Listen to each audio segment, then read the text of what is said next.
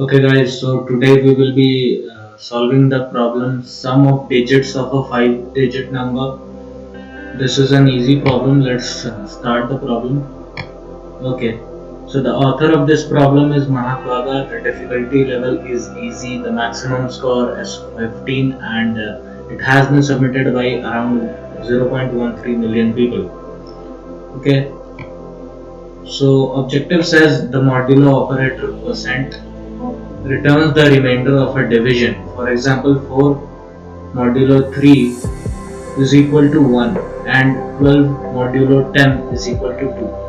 Okay, so this is the remainder of this division process. Okay, the modulo operator returns the remainder. Both of these cases are very clear. When we divide 4 by 3 we get the remainder 1, and when we divide 12 by 10 we get the remainder 2. The ordinary division operator was the slash returns a truncated integer value when performed on integers.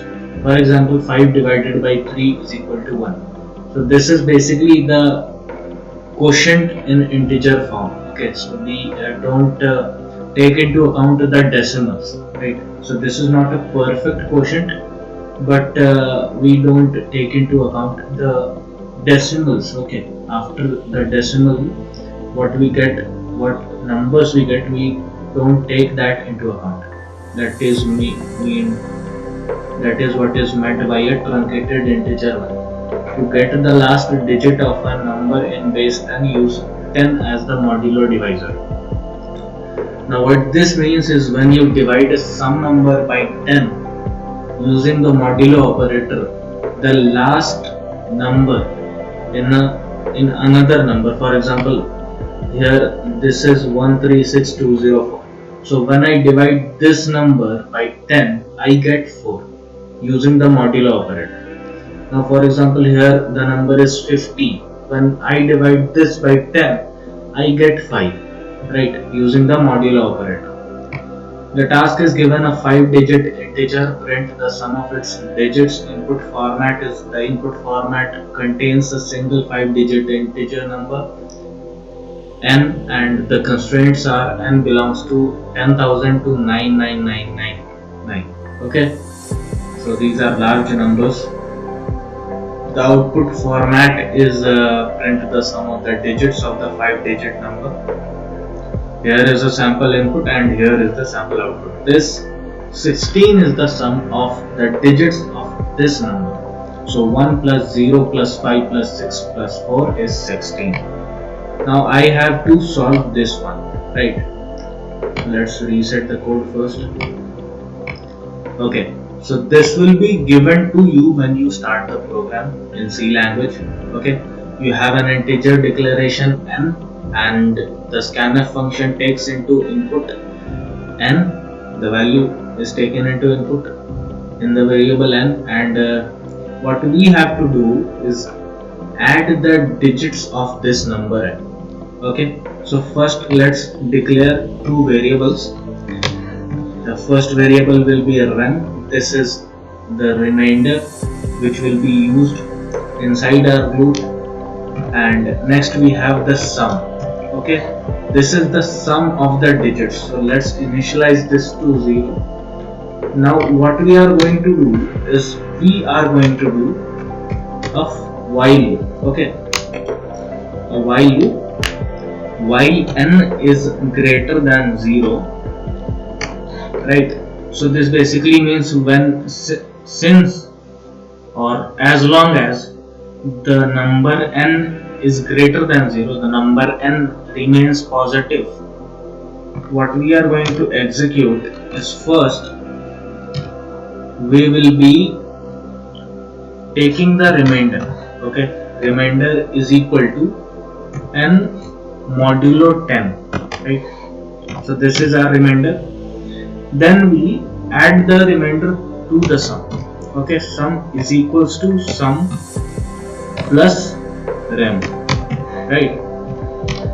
And then we update the value of n. Okay, so n is equal to n slash 10. So the quotient when we divide n by 10 is the new n. So in this loop what happens is, for example, let's take the example of a number 123. Let's say the example number is, we'll write in the bottom for now. Let's say the example is 123. So let's say this is the number. We are writing this code for a general case of any number, right? This is not just applicable to 5 digits number, this is applicable to every integer. Okay, so let's take this number as an example, 123. So what happens is, first when we go inside the loop of this while loop, since n is greater than 0, this is true, 123 is our number n and it is greater than 0, so we go inside the loop, and the remainder rem, this is the variable that we are storing the remainder in. So the value of rem is equal to n modulo 10. So 123 modulo divisor 10. Okay, so what we get here is the remainder 3. When we divide 123 by 10, the remainder comes to be 3. Okay, so rem will be 3, and then we have sum is equals to sum plus rem. So sum has the value 0 and its new value will be 0 plus 3. Since remainder was 3, its new value will be 3. Okay, now again n is updated. N is equal to n divided by 10.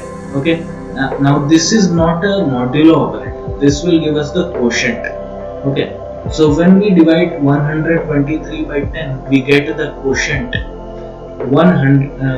12. Okay, so the quotient is 12, and we update the value of n by that quotient. So what the number was, n is equal to 123. The number became n is equal to 12. Okay, again we check this condition once more. So 12 is greater than 0, this is true.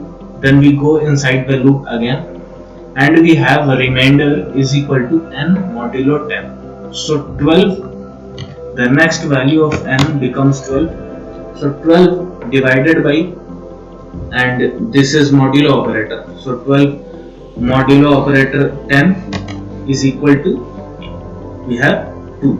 Okay, since this is the remainder, 2 is the remainder.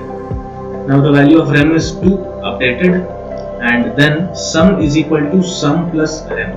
So sum was first, sum is equal to 0, then it became 3, now it will become 3 plus 2. Okay, this is the remainder. Okay, this one is the remainder. See, this one is the remainder, and we are adding this remainder to 3 since we are updating the value of sum. So sum is equal to sum plus rem, which means 3 plus 2. So this value will become 5. The value of sum will be 5, and then we update the value of n again. So n is equal to n by 10. This is not a modulo operator, so we get the quotient. So 12 divided 10 is equal to 1. Okay, we get this number. Okay, we get this number, and this is the new value of n. Okay, so n here is changed, and then we check again, n is greater than 0. Okay, n is greater than 0, so we go inside the loop, and then we have rem is equal to n modulo divisor 10. Okay, so the remainder will be in this case 1 again, since when we divide 1 by 10 we don't have any quotient, right? We don't have any quotient, so the remainder will be 1 again itself, remainder, and sum is equal to sum plus rem. Since sum had become 5 after the last operation, now it will be 5 plus 1, the remainder will be 1. Okay, so the current value of sum will be updated to 6. Okay, so 6, and then n will be updated again. and divided by 10. This is not a modulo operator, so we'll get the quotient. The quotient is nothing and it doesn't matter. Okay, it doesn't matter, it will become 0, right? So the quotient is something in the form of 0.1, right?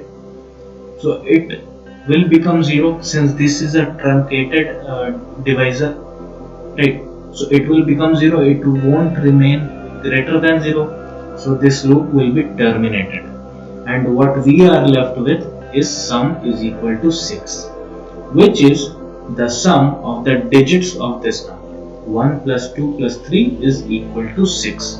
Okay, so we print out the sum, printf, and this is an integer, so we write %d and then we write the name of the variable, which is sum.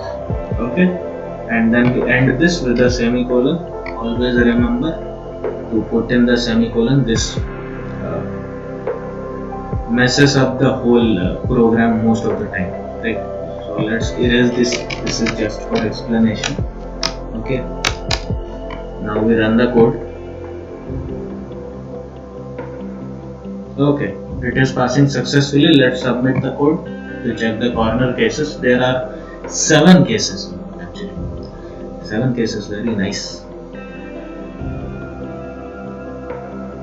It is testing, it is testing, it is testing. Okay, every case has been passed successfully. Let's check what numbers we had. Let's check the 6th case. This is a hidden test case.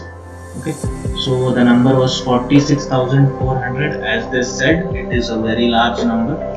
So when you are working with the large numbers, especially in arrays, actually, when you are working with large numbers in arrays, something you are storing in arrays, always remember to make the size like 10 to the power 5 or something. Okay, that is a considerable size, that will store all of it.